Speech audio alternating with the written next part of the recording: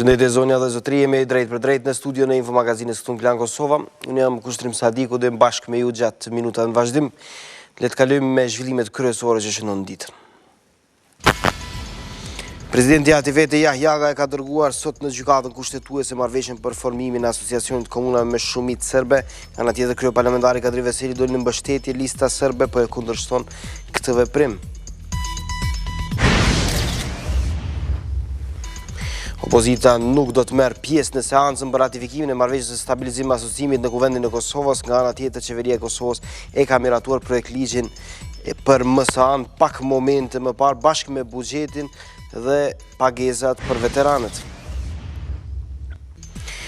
Në gjykatën themelore të Prishtinës u zhvillua seanca e parë gjyqësore ndaj Fatmir Limaj dhe 4 të akuzuarve të tjerë në rastin e Ministrisë së Transportit. Mbrojtja e Limajt tha se bashkimi i dy akt akuzave si akt akuze konsoliduar është jo ligjore. Edicionin e sotëm të Info Magazinës e nisi me lajmin e fundit. Lajmi i fundit është një vendim i ekzekutivit kosovar. Fakt qeveria pak momente më parë ka miratuar projekt ligjin për buxhetin për vitin 2016. Një buxhet që do jetë në shifrën e 1 miliard e 590 milion eurosh për vitin 2016. Pra vendimi i fundit i ekzekutivit kosovar është miratimi i projekt buxhetit i cili duhet të kalojë në kuvendin e Kosovës për një datë dhe kur do të kalojë, kur do të jetë në kuvendin e Kosovës nuk dihet ende. Kur flasim për vendimet e ekzekutivit kosovar i cili është ende duke zhvilluar takimin, një takim që po zgjat për më shumë se një orë, aty ka patur më shumë vendime që janë marrë. Nga ana tjetër, më herët edhe në një takim tjetër të qeverisë së Kosovës është miratuar projekt ligji për ratifikimin e marrëveshjes së stabilizim asociimit në kuvendin e Kosovës, e në këtë rast folën kryeministri Mustafa dhe ministri i integrimeve Çollaku. Le të shkojmë me këtë kronik. Faleminderit shumë. Kundër smet asnjëni, abstenime s'ka, ju falenderoj. Mori miratimin edhe nga qeveria e Kosovës. Marrëveshjen e stabilizim asociimit e cila të martën në Strasburg u nënshkrua nga ministri i integrimeve evropiane Bekim Çollaku e mbështetën edhe kolegët e tij qeveritar.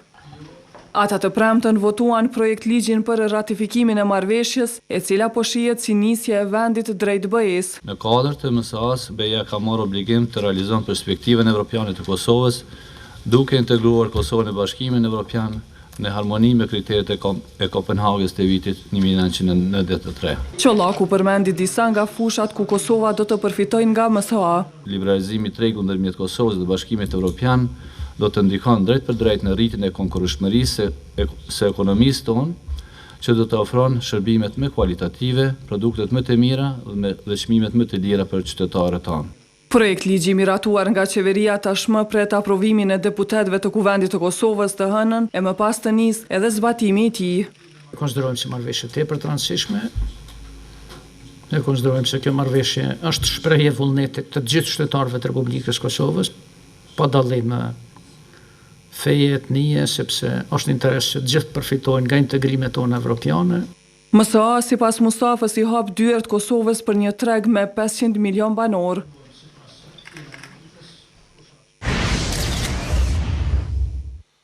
Kur jemi veç më te qeveria, në fakt nga java e ardhshme do të fillojë pagesa e pensioneve për veteranët e ushtrisë qëllimtare të Kosovës. Kjo u bë e ditur pas takimit të përbashkët mes të kryeministrit Isa Mustafa, ministrit të punës dhe mirëqenies sociale Arban Abrashi dhe udhëheqësit të zyrës së veteranëve të UÇK-s në kuadër të zyrës së kryeministrit Faik Fazliu.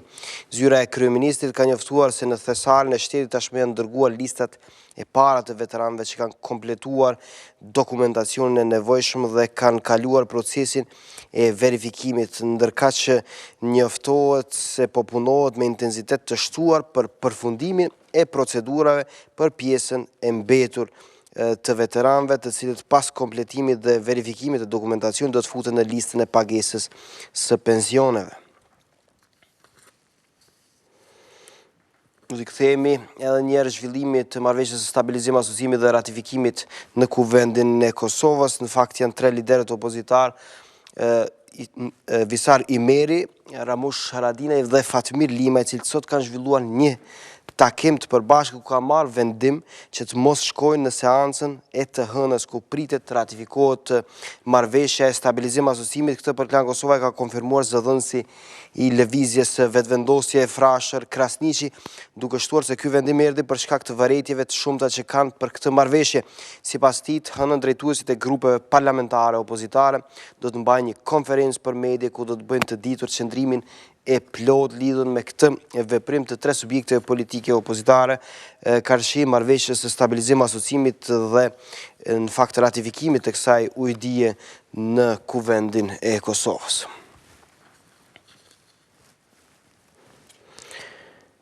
Presidentja e Kosovës Atifete Jahjaga është drejtuar sot gjykatës kushtetuese për t'i kërkuar interpretim për përputhshmërinë e parimeve të marrëveshjes së Asociacionit të Komunave Serbe në Kosovë me Kushtetutën e Republikës së Kosovës. Presidentja Jahjaga e ka referuar këtë kërkesë në gjykatën kushtetuese duke u bazuar në kompetencat e saj kushtetuese për të ngritur këtë çështje në organin më të lartë të interpretimit të Kushtetutës së Kosovës, ka thënë për Klan Kosova këshilltari i presidencës për çështje ligjore Selim Selimi. Me anë të këtij veprimi, Jahjaga po përpiqet që të jap fund zgjidhjes dhe që të jap zgjidhje në fakt për krizën politike në vend, pasi që mendimi kushtetues do të ishte final dhe i pakontestueshëm nga pozita dhe opozita. Mbështetje këtij veprimi të presidentës së vendit Atifete Jahjaga i ka dhënë edhe kryeparlamentari Kadri Veselja. I sot ka folur para gazetarëve, Besnik Tahiri ka qëndruar atje, ai na sjell detajet.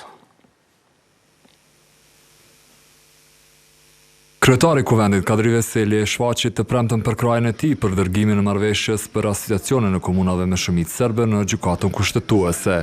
Pas mbledhjes së kryesisë së Kuvendit, Veseli tha se qëndron fort pas veprimit të presidentës Atifete Jahjaga. Unë besoj shumë në institucionin e presidentes, se paraprakisht i ka ditur gjitha masat se ka drejta për një gjë të tillë. Kreu i legislativi tha se lista serbe nuk ka pse të brengoset për lëndën e re që sot pranoi gjykata kushtetuese, në të cilën kërkohet interpretimi ligjor për parimet mbi AKS-n.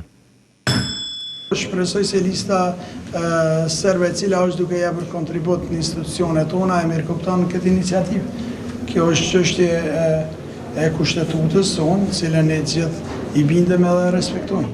E sa për punën më të tjeshme të Kuvendit, Veseli u shpreh optimist se aty do të kthehet normaliteti, edhe pse opozita po merr pjesë vetëm në seanca të veçanta dhe po i bllokon të tjerat. Normaliteti në Kuvendin e Republikës Kosovës është vetëm çështje kohe, pavarësisht të situata të cilat nuk kanë qenë as mira si kemi parë.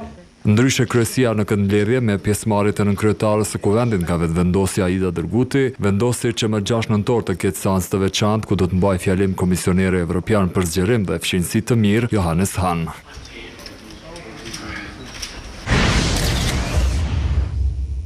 Për veprimin e fundit të presidentës Atifete Jahjaga, dërgimin e asociacionit në gjykatën kushtetuese, interpretimin dhe kërkesën në fakt nga zyra e presidentës, forma se si është kërkuar që të ketë interpretim nga gjykata kushtetuese, por edhe rreth zhvillimeve më aktuale politike në vend. Pas pak në studion e Infomagazinës do debatojmë me Naim Rashitin dhe Artan Muhaxhirin, analistët politik, pas kësaj shkputje publicitare.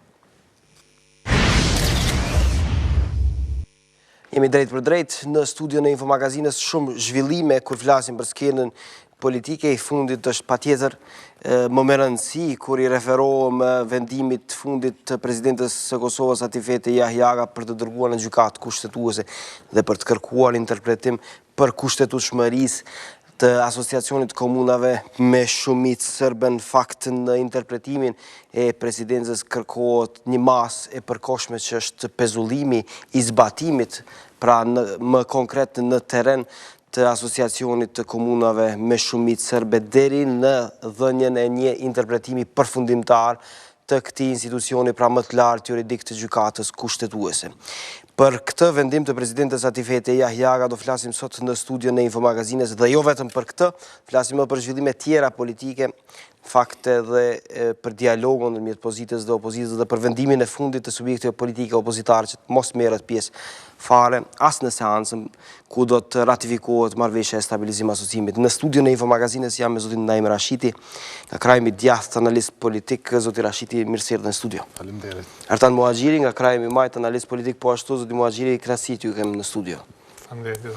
Para se të nisim të debatojmë, le të ndjekim edhe interpretimin e këshilltarit ligjor të presidentës Satifete Yahyaga Selimi. Në fakt, regjia më bën me dije se është duke u përgatitur për pak çaste do e kemi edhe interpretimin ligjor të këshilltarit ligjor të presidentës Yahyaga Selimi dhënë në një intervistë për gazetarin Kosovë Gjoci. Do të nisim me analizën këtu në studio. Zoti Rashiti, nis me juve. Presidenti Yahyaga kërkon interpretim nga gjykata kushtetuese për asociacionin e komunave me shumicë serbe. Është ky një nga hapat, po them, të rëndësishëm në ato që ne po e quajmë kështu rrugdalje nga kriza politike? E para, vetë dërgimi i marrëveshjes 25 gushtit në gjykatë kushtetuese ka qenë para me marrëveshje. Është një klauzolë atje që çështja do të shkojë për interpretim në gjykatën vlerësim në gjykatën kushtetuese. E di që kabineti i kryeministit ka qenë shumë herë duke punuar në lëndën, në përgatitjen, edhe nuk e di pse i presidentës. I kabineti i kryeministit ka qenë duke përgatitur me Ministrinë për Shtetin Lokal, ka qenë duke përgatitur çështjen për gjykatë kushtetuese. Nuk e di pse nuk ka shku deri më tani. Presidenti e dërgon këtë çështje si një pjesë, një marrëveshje politike dhe një konsulte politike mes partive politike. Unë besoj që është e drejtë të dërgohet çështjen në gjykatë kushtetuese, është dashur të shkojë edhe më herë në gjykatë kushtetuese, ka një hapësirë për ta riparuar, nuk shoh është masë e përkohshme vendosur mbi në 26 të ligjit për gjykatën kushtetuese, por nuk kjo është një procedurë normale e cila gjykata kushtetuese brenda 60 ditëve duhet ta kthejë çështjen të marrë një vendim, një vlerësim mbi çështjen. Dhe nuk e shoh ndonjë subjekte politike opozitare quhetën vetëm një blerje kohe. Ajo është diçka tjetër. Gjykata kushtetuese nuk do jep fare përgjigje. Ajo gjykata kushtetuese besoj që do të jep përgjigje, se në çështjen e presidencës, kërkesën e presidentës, besoj që do të ketë përgjigje. Rreth kushtetutshmërisë ose efekteve çfarë bazike të frymës kushtetuese të Kosovës, prek apo jo frymën kushtetuese. Unë mendoj që ka 2-3 elemente, kam studiuar në thellësi dhe besoj që ka 2-3 elemente që minimalisht mund ta prek gjykata kushtetuese marrëveshjen dhe riparimit të tilla kanë ndodhur që kanë bë para dhe pas proceseve të tilla vendimarrëse. Ajo që kam frikë është që gjykata kushtetuese ta vlerësoj këtë jo në përputhshmëri me kushtetutën dhe si të tillë atëherë BE do të vijë dhe të na bëjë një kërkesë të re që ta bëjmë marrëveshje, që ta ndryshojmë kushtetutën për ta adoptuar marrëveshjen. Ky është rreziku më i madh i këtij procesi.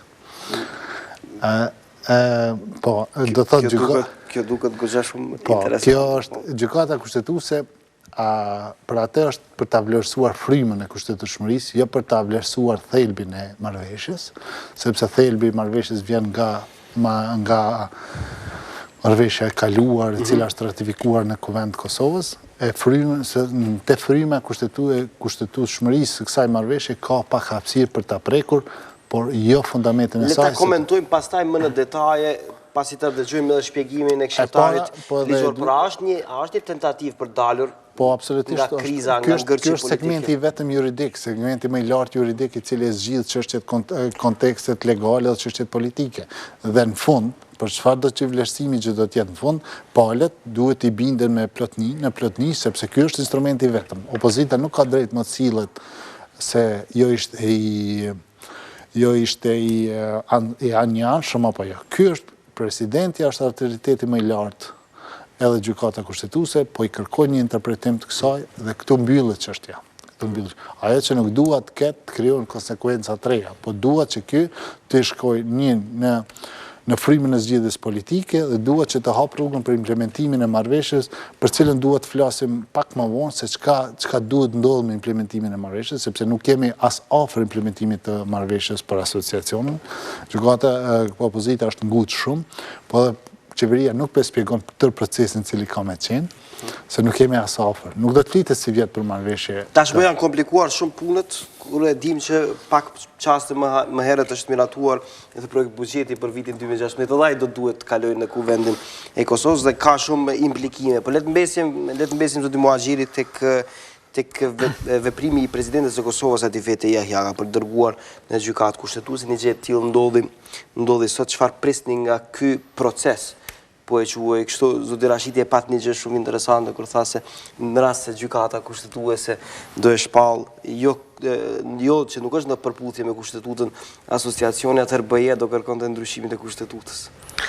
Po mund të kërkoj, mirë, po në rastin e Kosovës mendoj se kjo do të ishte një ftesë për zgjedhje të reja, sepse në këtë blokadë edhe në këtë barikadim të palëve, atëherë nëse eventualisht vihet në dyshim edhe puna deri tashme edhe BE-s edhe e palës kosovare dhe shihet që pas gjithë kësaj pune ka pas edhe gabime të tilla pra që e cenojnë edhe kushtetutën e Kosovës, atëherë mendoj se nuk do të kishte bazë morale për koalicionin PDK-LDK që të vazhdojnë këto bisedime në këtë mënyrë. Pra do duhet një modifikim, një riformatizim i skenës politike dhe një dalje para votuesit në mënyrë që ai të vendosë se vërtet çfarë të bëjmë me njerëzit kompetent dhe cilët janë marrë me këtë çështje. Por në fakt unë mendoj se kjo është një hap shumë i mirë edhe i vetmi i mundshëm në këtë kohë, sepse jemi po e shohim se palët e kanë shpërsuar për tepërmi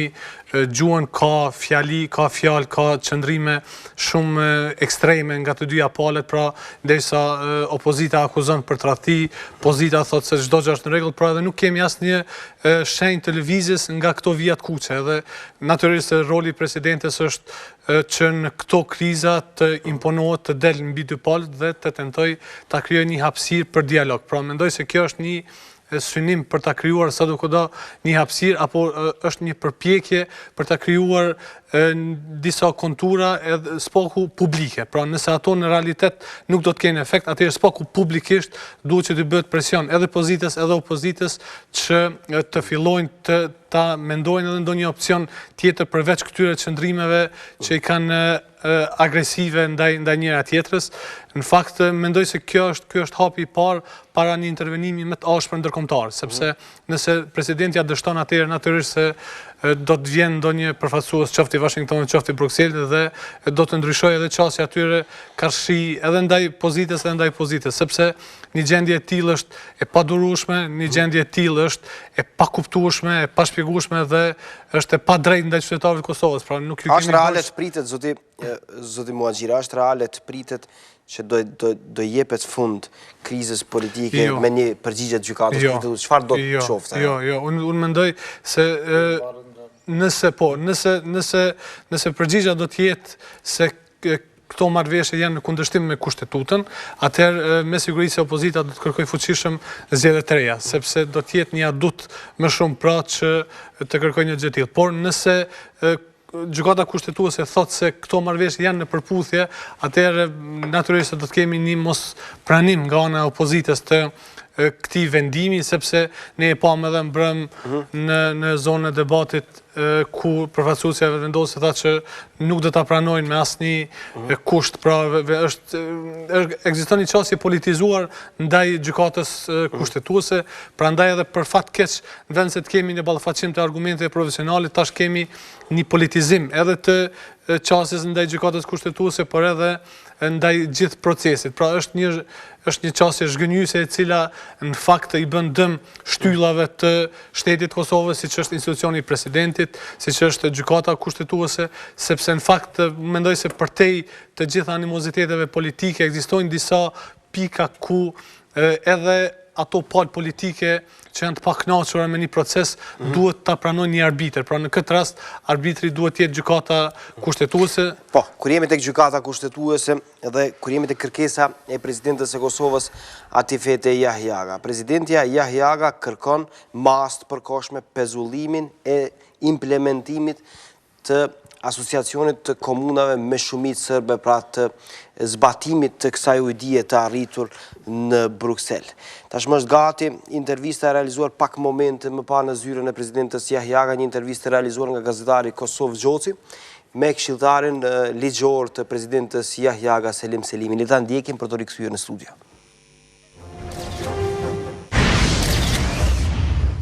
Atëherë, zoti Selimi, presidentja ka marrë një veprim që dërgoj marrëveshjen për asociacionin e komunave me shumicë serbe në gjykatën kushtetuese.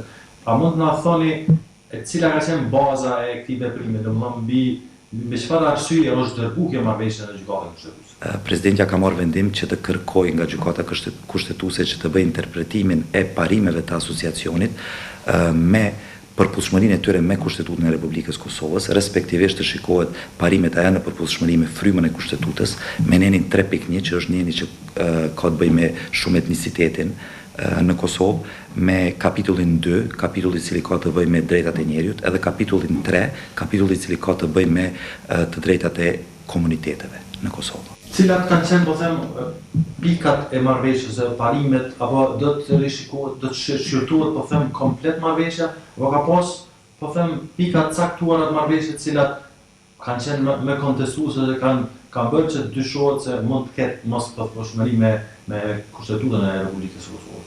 Kështu Kosovë, presidentja nuk i konteston parimet e asociacionit.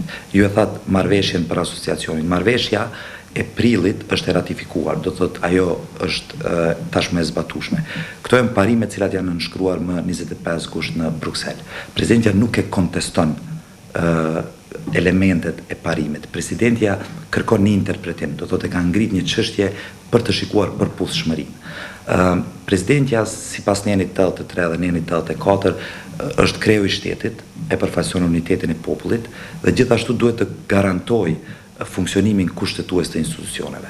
Edhe pas rrethanave politike të cilat ndodhen, presidentja duhet t'i ushtrojë ato funksione. Për t'i ushtruar ato funksione, presidentja duhet jetë objektive, duhet jetë e paanshme dhe t'i jap kredibilitet proceseve. Duhet të marrni mendim rreth asaj që kemi pas sa i përket refuzimit ose po them mos pajtueshmërisë apo mos mbështetjes nga opozita për këtë veprim të presidentes. Kompetenca për të referuar çështje kushtetuese është kompetencë ekskluzive e presidentës. Edhe pse është kompetencë ekskluzive e presidentës, presidentja duke ushtruar funksionin e saj si krye i shtetit, e ka bërë një proces para se të marrë vendimin që t'i drejtohet gjykatës kushtetuese. Në këtë proces presidentja ka takuar partitë e pozitës, partitë opozitare, gjithashtu edhe partitë e minoriteteve. Edhe me këto parti, presidentja ka diskutuar mënyrat se si ti qaset këtyre dy çështjeve të cilat janë ngrit nga partitë e opozitës. Edhe ka diskutuar për opsione të ndryshme. Njëri ndër opsionet i cili është përmendur nga presidentja është edhe ky vendim cilin e ka marrë sot i drejtohet gjykatës kushtetuese.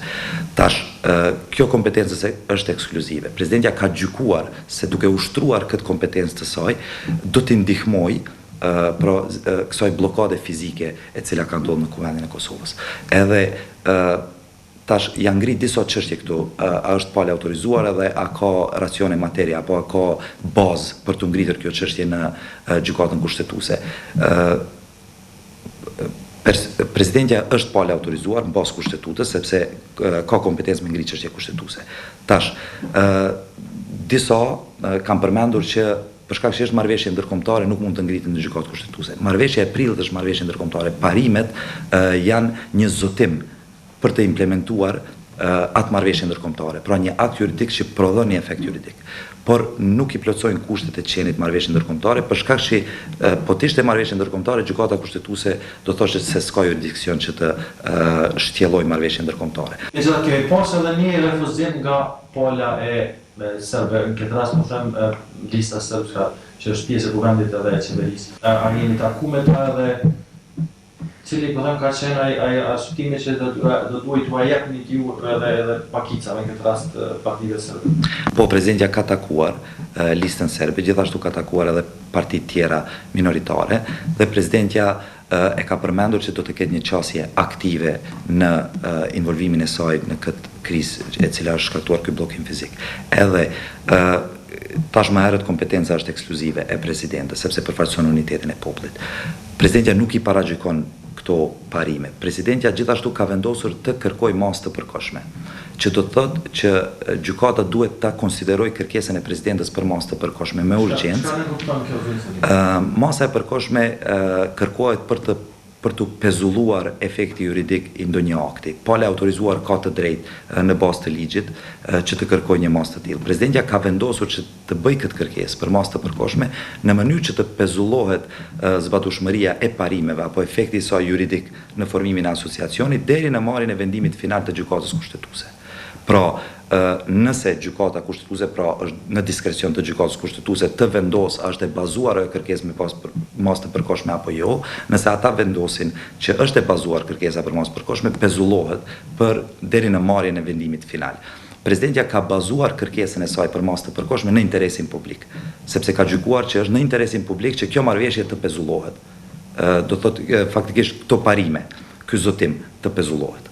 Masa e përkohshme që e ka kërku presidentja nga gjykata kushtetuese, a do të thotë që është edhe një farë lloj hapësine për partitë parlamentare në këtë rast, opozitë dhe pozitë që gjinet një zgjidhje, po them, edhe të kalohet ky bllokim që I është bërë kuvendit edhe punës së tij? Unë do të ndalem në aspektin juridik të masës së përkohshme.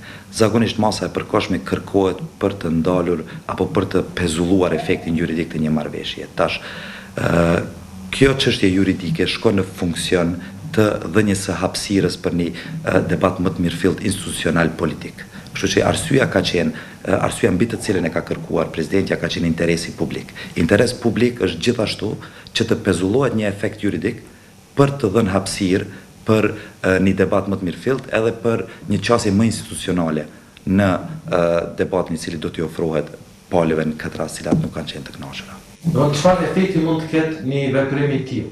Pezullimi I parimeve nuk e paragjykon vendimin e gjykatës kushtetuese. Gjithashtu nuk I paragjykon as parimet në esencën e tyre. Nuk do thotë ne si shtet sovran dhe I pavarur e kemi për obligim që të japim kredibilitet këtyre proceseve. Dhe një kredibilitet është vetëm kredibiliteti institucional. Efekti është, do thotë, të shihet kjo përputhshmëri në funksion të dhënies së hapësirës edhe kohës për një debat më të mirëfillt. Por kjo ka qenë edhe arsyeja kryesore. Sinjale të tilla nuk ka pas, s'paku nuk ka pas sot prej kur e ka dërgu, sa I përket atyre që kanë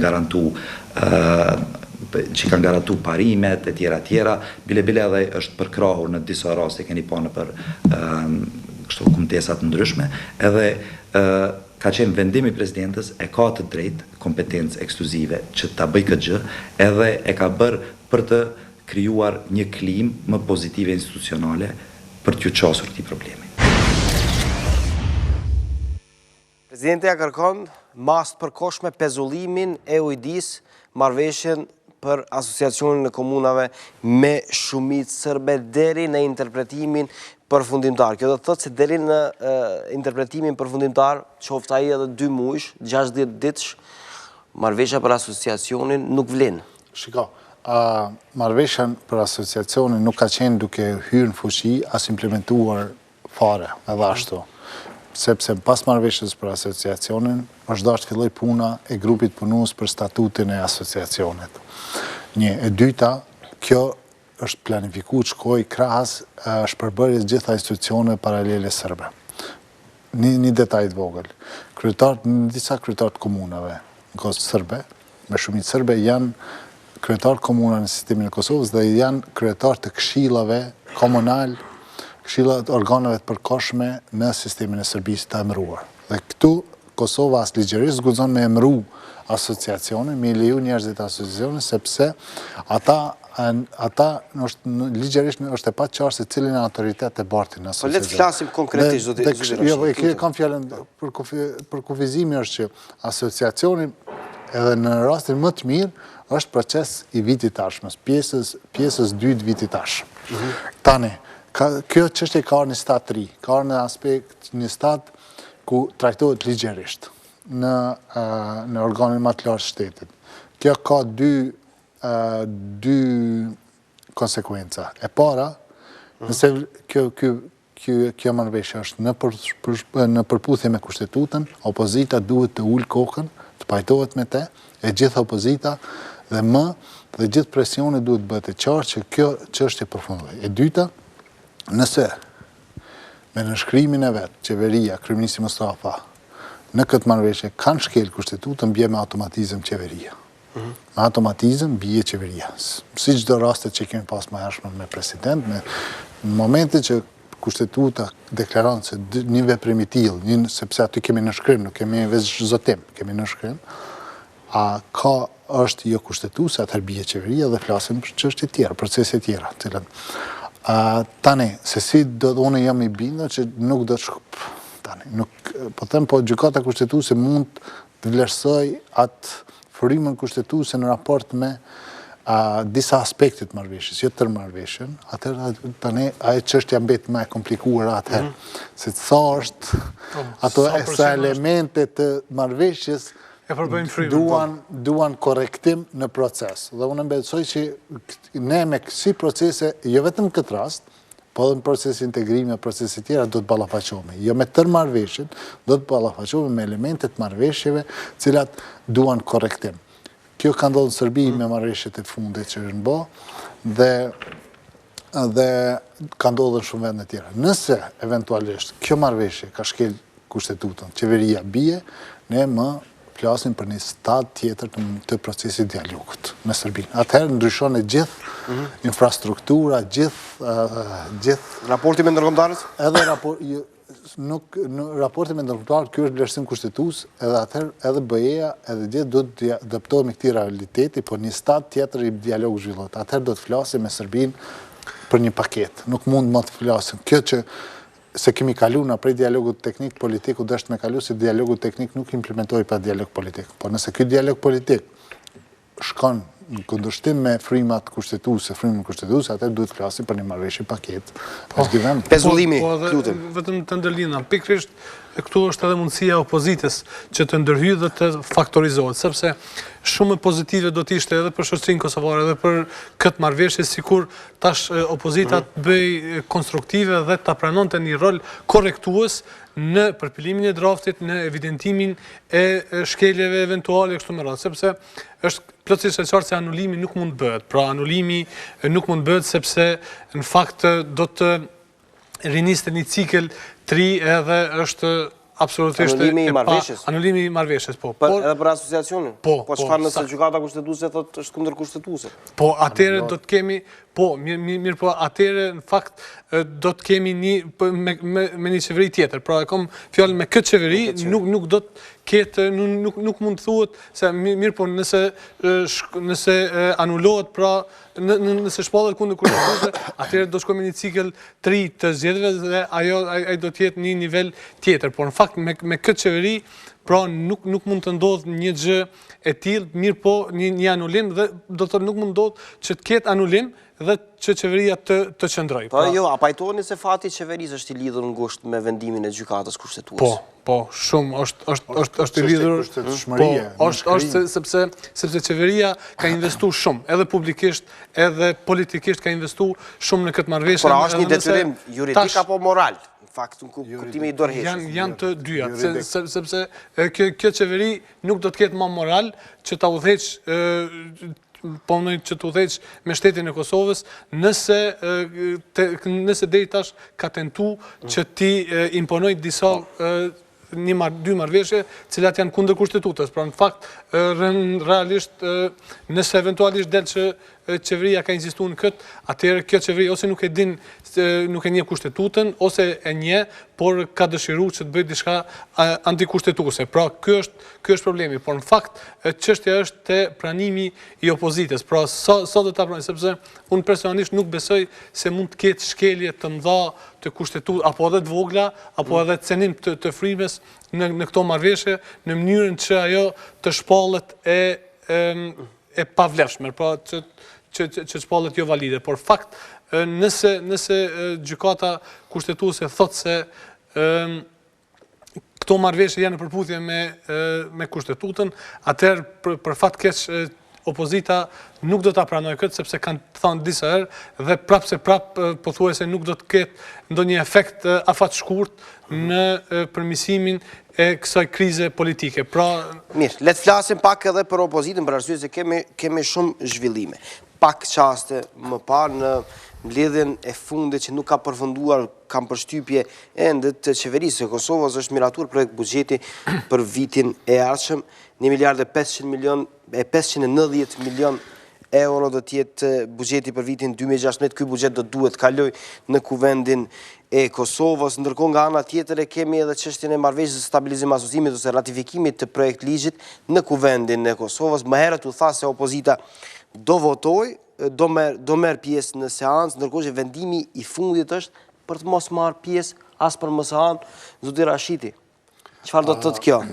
E para, vendimi për mos marrë pjesë në seancën e ratifikimit mësas është shumë radikal, shumë i rëndë, dhe tregon vullnetin e opozitës për të vazhduar me qasjen e tyre.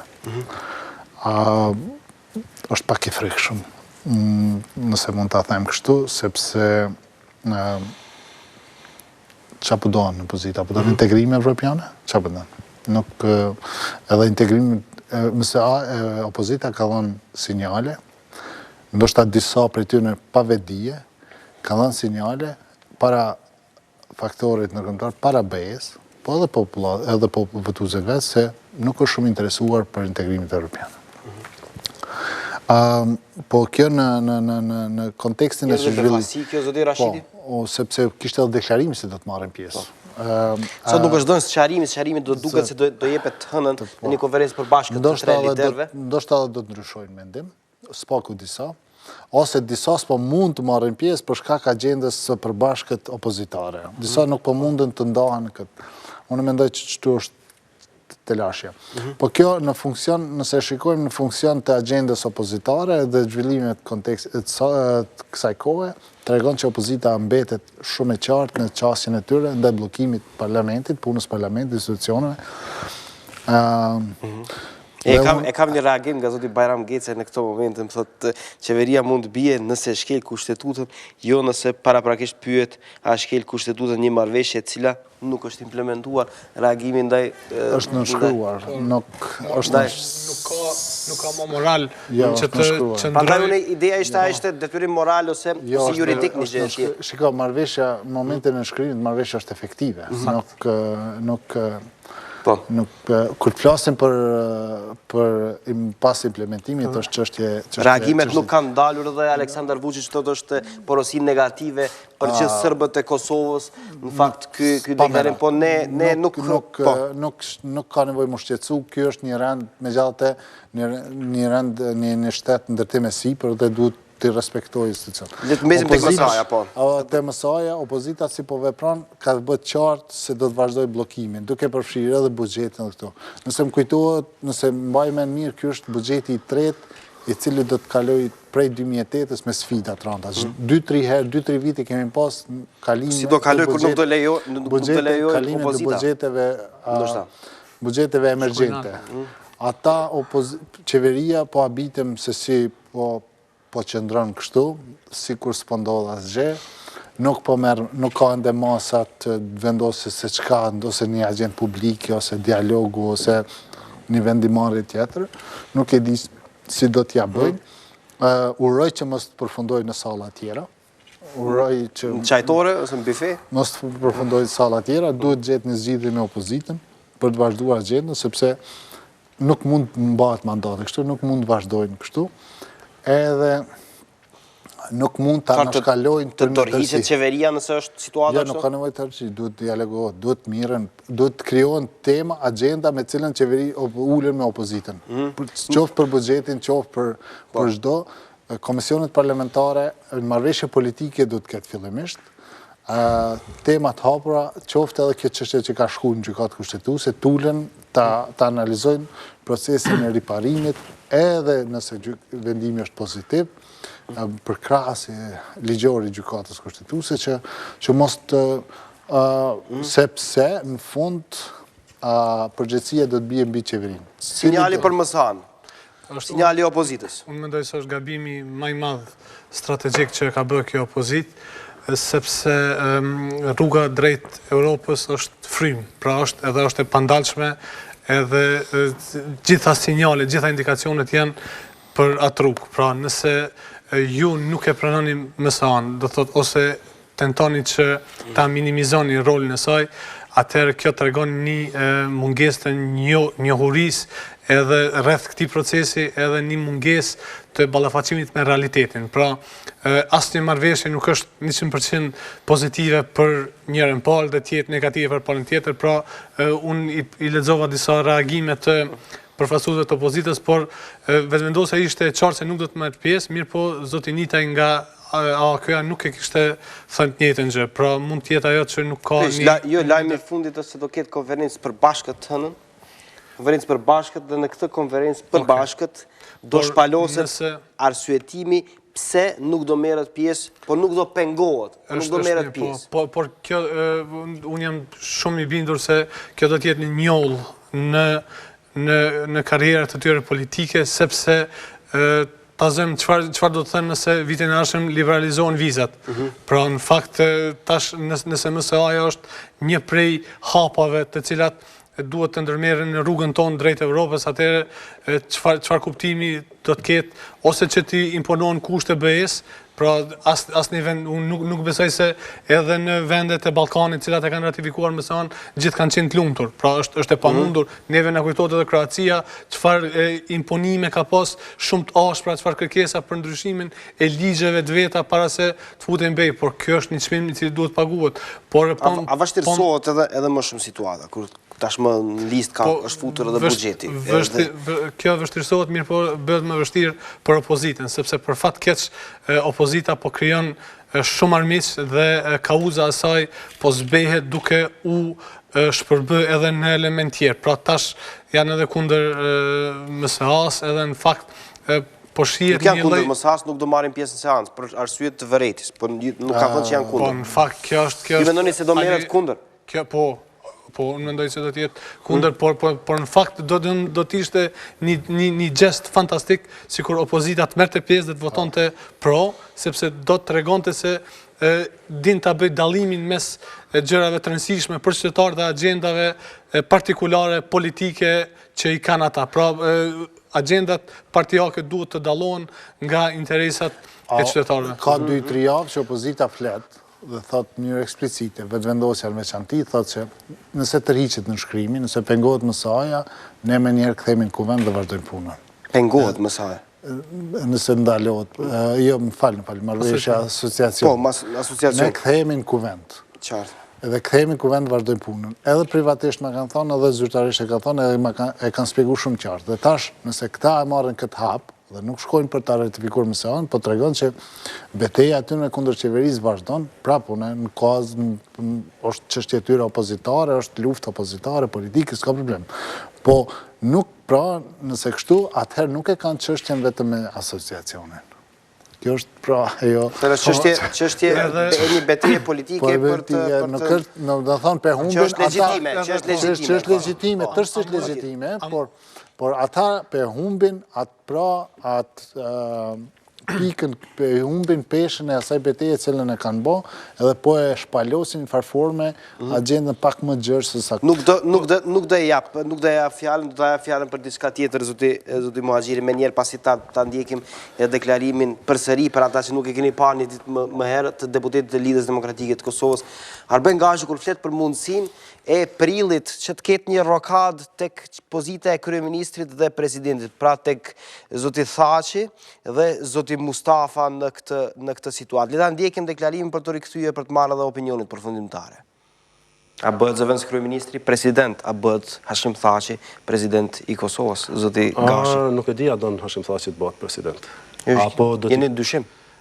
Jam në dyshim nëse ai I ka rrethonat politike për të bërë president dhe a janë rrethonat politike në Kosovë që ai të bëhet president dhe po ashtu është arsyeshme që një profil si zoti Thaçi të jetë president. Mendoj se ndoshta vjen momenti kur do ridizajnohet ky element. Ko do ridizajnohet? Si mendoni të ridizajnohet? Zoti Mustafa shkoi president dhe Thaçi të bëhet kryeministër? Ndoshta është një opcion. A është opcioni i duhur, zoti Gash, për ju? Kjo është çështje për cilën ndoshta është opcion i mundshëm.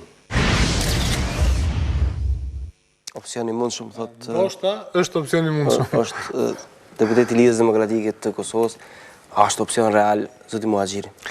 Real që në Kosovë asgjë nuk është befasi edhe mund të ndodhë me vetë faktin që kemi këtë koalicion tash mund të ndodhë edhe pse po më pajtohem që profili i zotit Thaçi është më shumë i përshtatet një kryeministri se sa një kryetar, një presidenti të shtetit, dhe e kundërta profili i zotit Mustafa më shumë i përshtatet një presidenti se sa një kryeministri, por nuk besoj se është në kompetencen vetëm të tyre, sepse për Kosovën vendosë edhe tjetër kush dhe në fakt, si që është gjendja aktuale, pra me zgjedhjet potenciale, me një blokad, me një vazhdim blokadës, unë nuk besoj se një gjë e tillë do të ishte mirë për koalicionin. Pra unë mendoj se më mirë do të ishte që edhe për situatën politike në vend?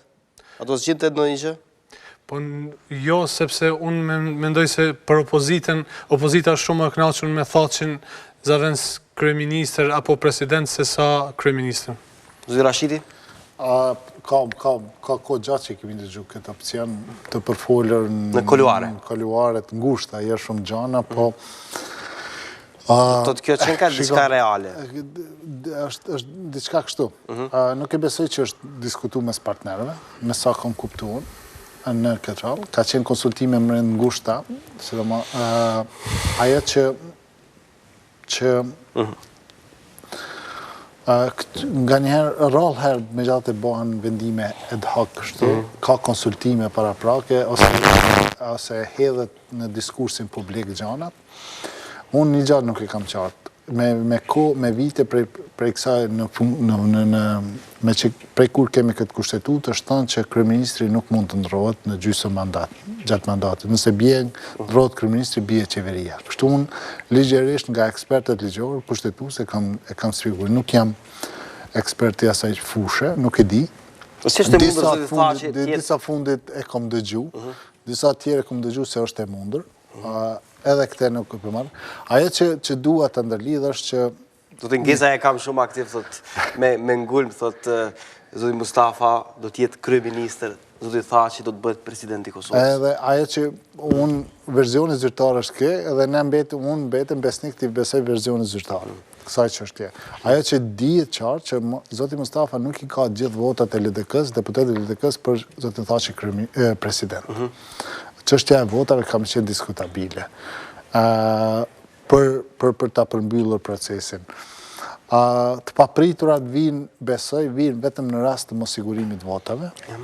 Në farë forme, kur bisedoj me deputet vetëm ndaras, në farë forme ata mendoj se zoti Thaçi më lehtë mund t'i grumbulloj votat për të deputetëve vetë se sa zoti Mustafa të deputetëve vetë. Kjo është percepcioni deputetëve, antarëve të njërës apo tjetërës parti.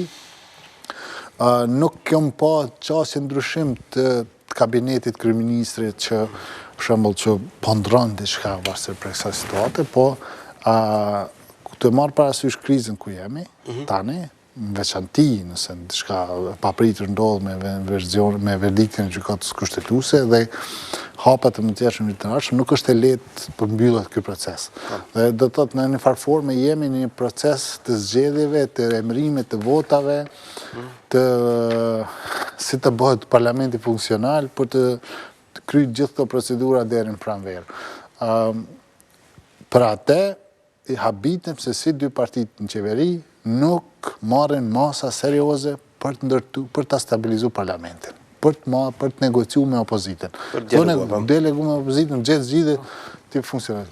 Shkurtimisht zoti Muhaxhiri, derisa është ky problem, Fatmir Limaj po ballafaqohet përsëri me një proces gjyqësor, ka nisur gjykimi në rastin e Ministrisë së Transportit dhe Post Telekomit të Kosovës, si ndërlidhet kjo situatë, për arsye se zoti Limaj po ballafaqohet për një kohë gjatë me gjykatë, për më shumë çështje. Kjo është vërtet është një instrumentalizim i drejtësisë, ne e pamë edhe me rastin e arrestimit të zotit Albin Kurti se u instrumentalizua policia, tash po instrumentalizohet për qëllime politike edhe sistemi ligjor, gjyqësor, do thot po vazhdon ky instrumentalizim, se vërtet është një imazh i keq për gjyqësinë që të bëhet, nëse mund të them palë, sepse nëse deri me tani çdo kohë ka qenë e përshtatshme për një gjë të tillë, atëherë kjo është koha më e papërshtatshme për këto padi edhe për këto gjë, por është një shenjë keqe për kapjen e shtetit edhe për kapjen e disa institucioneve që janë shumë të rëndësishme, të cilat asesi nuk do duhen, por sepse kjo vetëm sa jep pajina pozitiv moral zotit Limaj, pra nuk i bën dëm nëse ata që kanë planifikuar një gjë të tillë e kanë menduar, por i bën mirë sepse e shfaq si një viktimë të sistemit.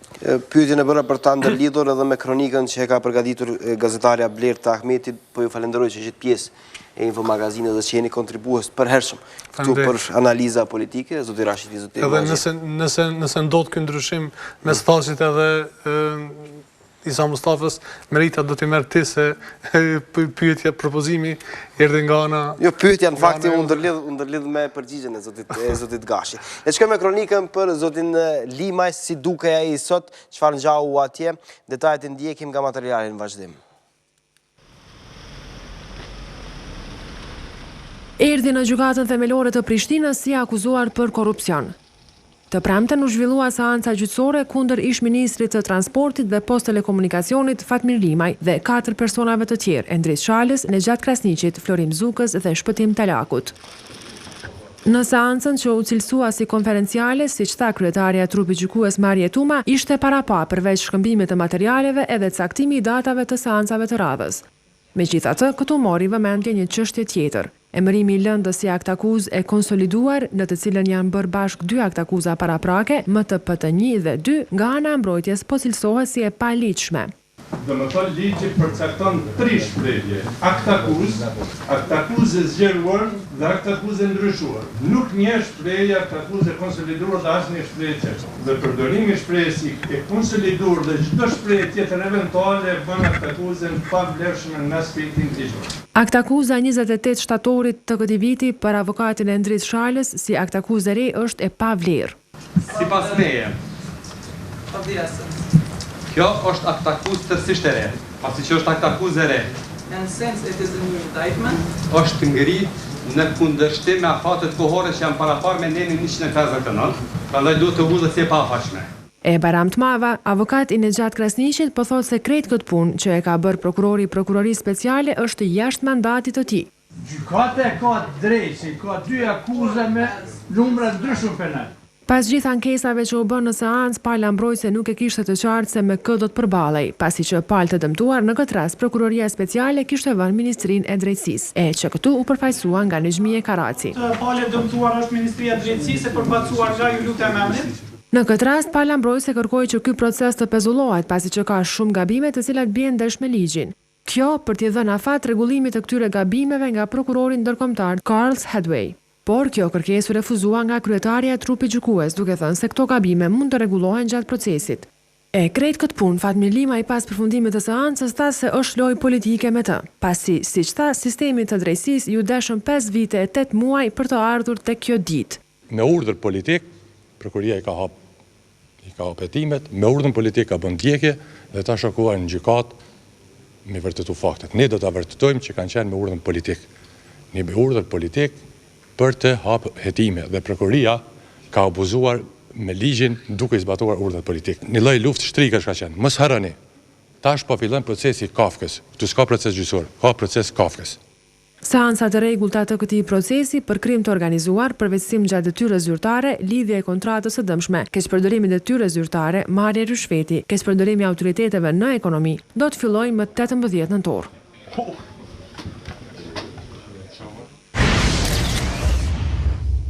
Mbyllë këtu edicionin e sotëm të Infomagazinës, duke ju ftuar të qëndroni edhe më tutje me programin e Klan Kosovës, azhurnoni për informacionet më të reja në web faqen zyrtare klankosova.tv. Mirëmbëjtje.